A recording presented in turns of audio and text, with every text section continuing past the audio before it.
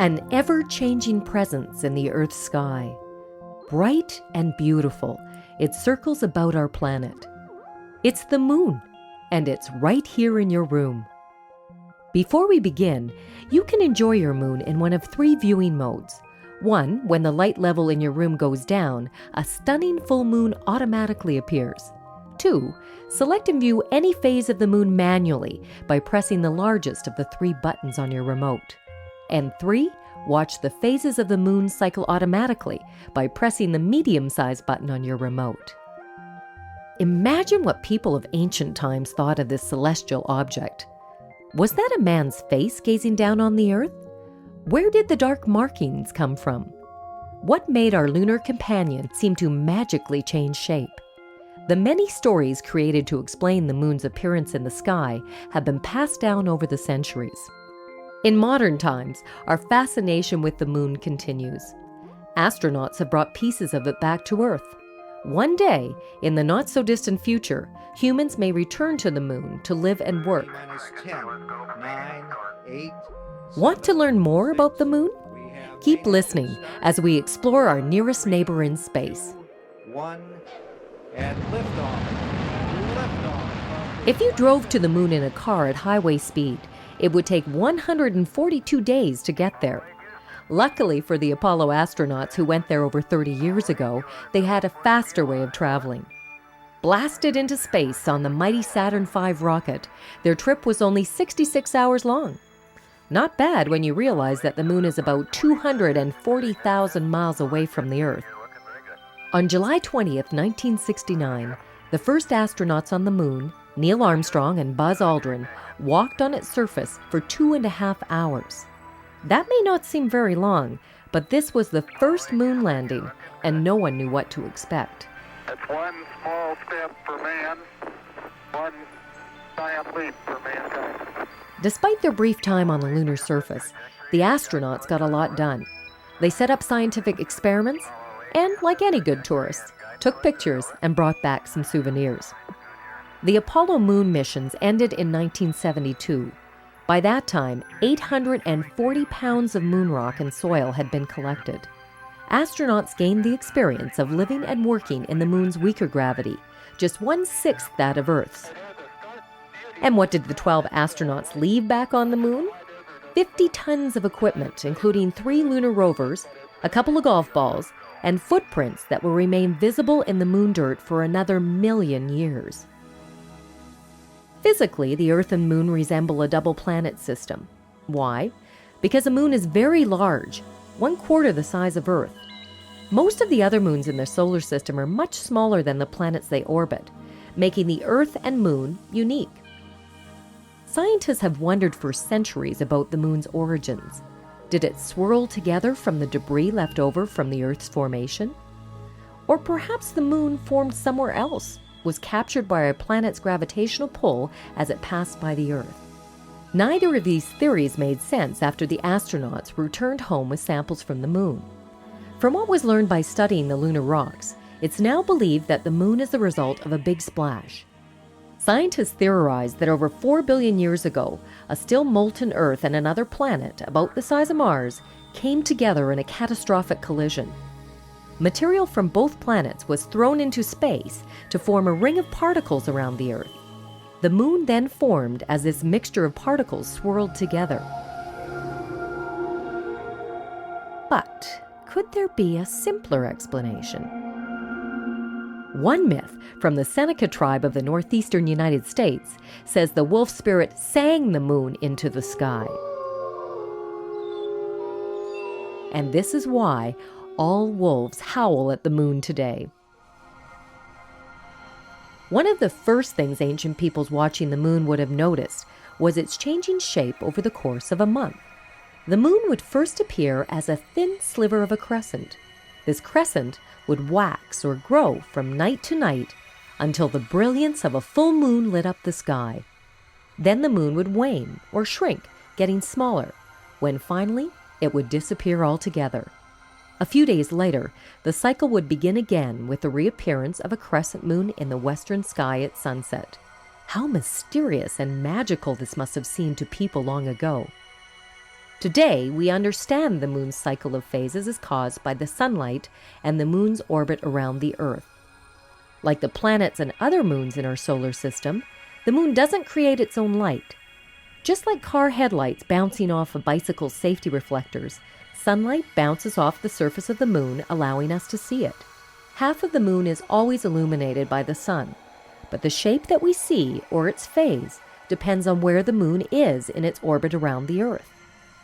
The 4 basic phases of the moon are new moon, when we can't see the moon in the sky; first quarter, when the right-hand side of the moon is lit up; full moon, when the moon is at its brightest; and last quarter, when the left-hand side of the moon is illuminated.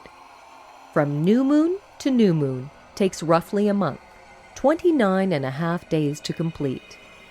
And this predictable cycle of phases goes on and on and on. When viewed from the surface of our planet, the sun and moon appear to be almost exactly the same size in the sky. It's just a coincidence, but this means that when the sun, moon, and Earth are lined up just right, an incredible event called an eclipse takes place. There are 2 kinds. A solar eclipse occurs when the moon passes between the Earth and the sun. The sun's light is blocked by the disk of the moon, which casts a dark, narrow shadow on the Earth. During totality, the sky gets dark, and stars and planets appear. Solar eclipses are visible from various places across the globe twice a year. A lunar eclipse takes place when the Earth passes between the sun and the moon. In this case, the Earth's shadow is cast upon the moon's surface, causing it to darken and turn a coppery color. Lunar eclipses take place 2 to 5 times a year. For primitive people who didn't understand the universe the way we do, the sun and the moon ruled their very lives. So imagine what must have gone through their minds when eclipses occurred. Was this a punishment from the gods? Was the world itself coming to an end? The stories created to try and explain these mysterious events usually involved a creature of some sort eating the sun or moon. The Chinese believed eclipses to be the work of hungry dragons, while ancient European folktales say monsters are responsible for swallowing up the sun during a solar eclipse. In many cultures, people would bang on pans and kettles. This clamorous noise was meant to frighten away any dragons, demons, or spirits that were thought to be devouring the sun or moon during an eclipse. The moon can't support life. There's no air to breathe. And temperatures on the lunar surface aren't exactly comfortable, with a sizzling daytime high of plus 273 degrees Fahrenheit and a frigid nighttime low of minus 244. Studies of the moon rocks have proven that life cannot exist on this sterile world. But the people of ancient cultures had none of this knowledge. What mattered to them was what they saw. For some, the dark markings on the face of the moon was a man, usually banished to this distant world as punishment for some crime. Among Native Americans, the frog is the most common animal visible in the moon's dark spots. One legend says the frog swallowed the moon, and the moon in turn swallowed the frog. When you look at the moon, you can see the frog sitting in its center, weaving a basket. Other cultures see a rabbit. A story from ancient Mexico said that once upon a time, the sun and moon were of equal brightness. This did not please the gods, so one of them threw a rabbit at the moon, leaving dark bruises on its face in the shape of, you guessed it, a rabbit. These bruises forever dim the moon's light. In New Guinea, the image is not that of an animal, but the fingerprints of mischievous boys. It seems the moon was kept in a jar by an old woman. The boys opened the jar and then tried unsuccessfully to grab the moon as it escaped. Early astronomers thought the dark flat spots on the moon were filled with water, so they called them maria, the Latin word for seas. Today, we know these lunar seas never contained water, but are the solid remains of huge lava flows. It was in one of these maria, the Sea of Tranquility, that the first astronauts landed their spacecraft. About 400 years ago, the Italian astronomer Galileo Galilei was the first person to look at the moon through a telescope. He discovered the moon's craters, tried to map its surface, and measure the height of its mountains. If you look at the moon through a pair of binoculars, you'll see craters scattered across the lunar surface. Most of these craters formed during an extended period around 4 billion years ago, when the planets and moons of the inner solar system were being bombarded by meteorites. Much of the moon's surface is also covered with a thick layer of fine dust and rocky debris, leftovers from the meteor impacts. Seismic equipment left on the moon's surface by the astronauts records evidence of fairly frequent moonquakes. These tremors aren't very powerful. If you were standing on the moon when one happened, you probably wouldn't feel a thing. Scientists believe moonquakes are caused by shifts in the layers of the moon and by meteorites that strike the moon's surface. Because the moon rotates on its axis once as it orbits the Earth, the same side of the moon always faces us. But even the mysterious dark side has been photographed and explored through robotic eyes. What does it look like? It is battered, covered with craters, and without large flat areas of maria. With no weather or water to erode its surface, the moon's appearance hasn't changed much over the last 3 billion years. So the next time you gaze up at the moon, remember, you're looking back in time. We take the moon for granted. It's just there, and it always has been. But what if we didn't have a moon? What if the moon didn't exist? Well, without a moon, we probably wouldn't have words like honeymoon, moonroof, or moonstruck. Farmers wouldn't harvest their crops under the light of the harvest moon. Without the moon's cycle of phases, we'd probably track time differently. While the daily rising and setting of a sun was good for marking hours and days, it was a monthly cycle of the moon that helped ancient peoples track longer periods of time. And without the moon, we Earthlings would have a much shorter day. Billions of years ago, our planet spun on its axis much faster. An Earth day was less than 10 hours long. The moon is largely responsible for the Earth's tides. And it's the pull of the moon, this ebb and flow of the tides, that has put the brakes on the Earth's daily rotation, giving us our 24-hour day.